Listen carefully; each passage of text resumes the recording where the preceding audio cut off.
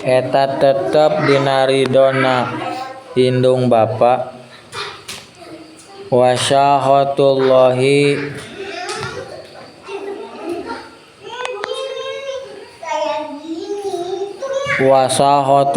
jeung benduna Gusti Allah. Benduna Gusti Allah. Pisahoti eta tetep dina benduna Gusti Allah. Walidaini eta benduna indung bapa. Wapil hadisi jeung eta tetep dina hadis ahori hadis anu sejen. Birul walidaini ari alus ka indung bapa.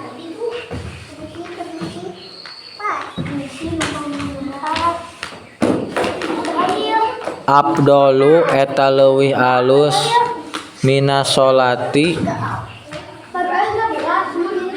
tina sholat.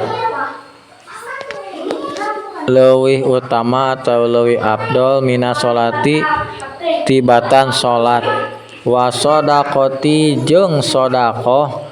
Wa saumi jeung puasa. Wal haji jeung ibadah haji. Wal umroti jeung umroh.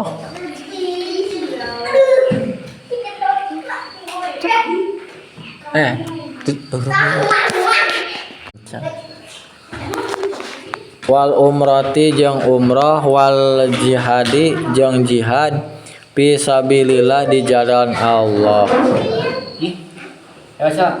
Wasaupa jeung bakal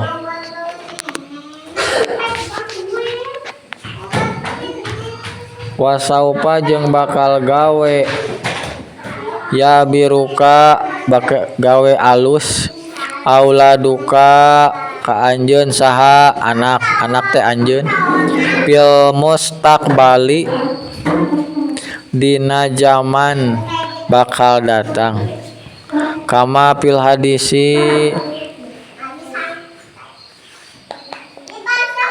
saperti dina hadis biru aba akum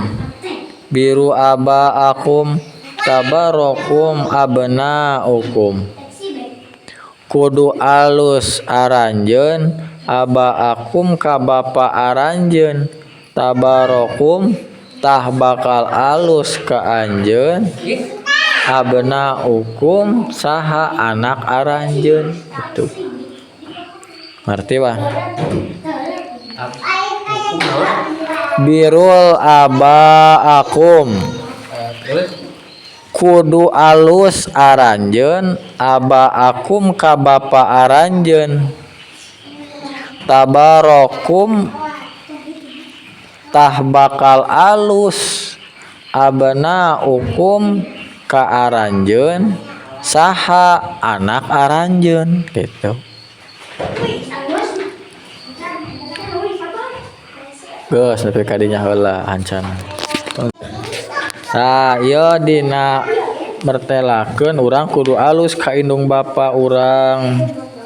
Dina nu katujuhna idakumta di mana-mana ngadeg aranjeun birwalidaini roka di supaya alus aranjeun ka indung bapa.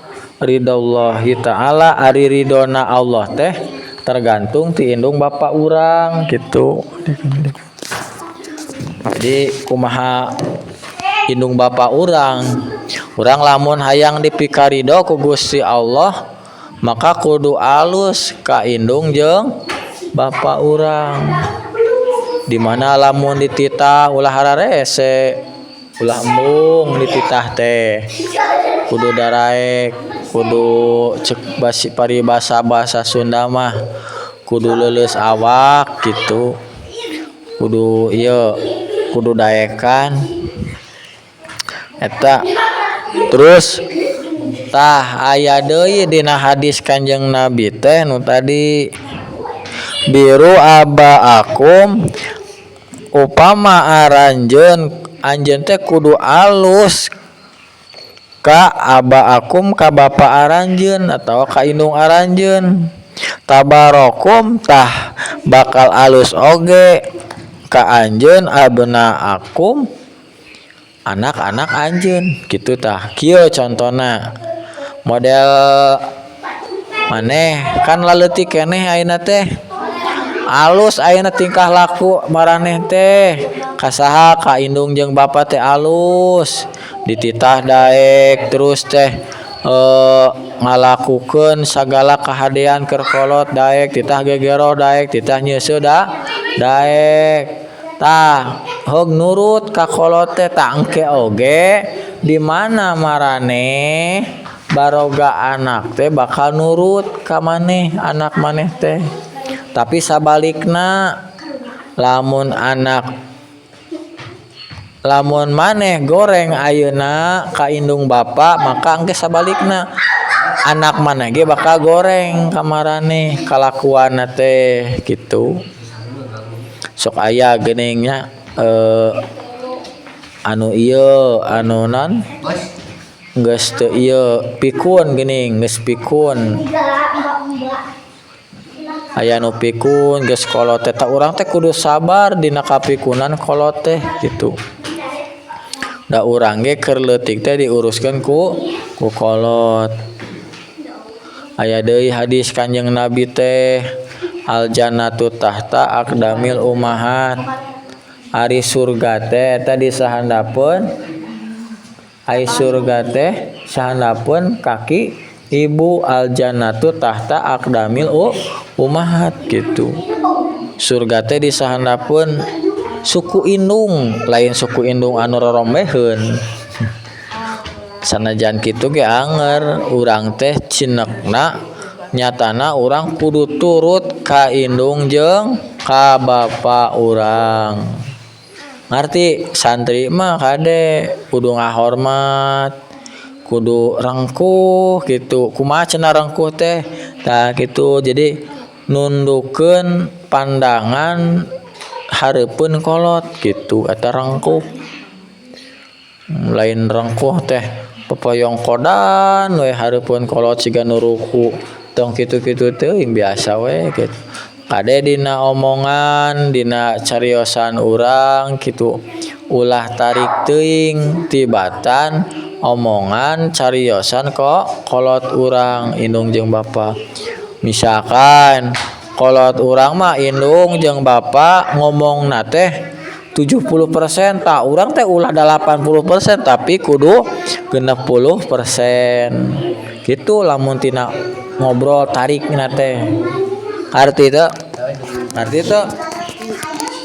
nah gitu pas we subhanakallahumma wa bihamdika asyhadu alla ilaha illa anta astaghfiruka wa atubu ilaik.